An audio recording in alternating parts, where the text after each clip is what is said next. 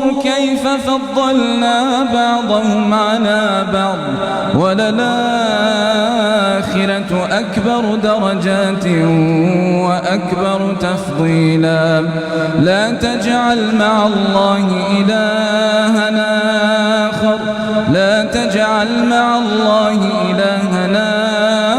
آخر فتقعد مذموما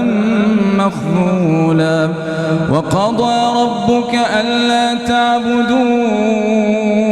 إلا إياه وبالوالدين إحسانا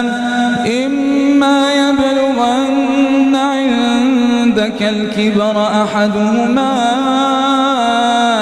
أو كلاهما فلا تقل لهما